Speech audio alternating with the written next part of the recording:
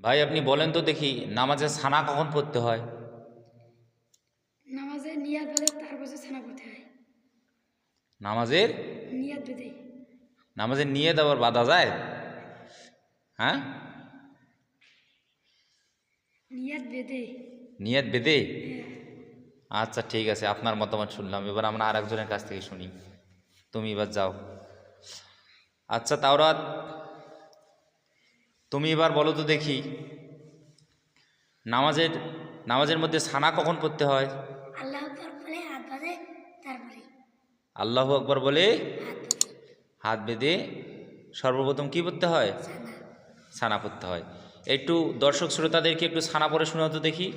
সানা সুবহানাকা আল্লাহুম্মা ওয়া বিহামদিকা ওয়া তাবারাকা ইসমুকা ওয়া তাআলা জাদ্দুকা ওয়া লা ইলাহা গায়রুক।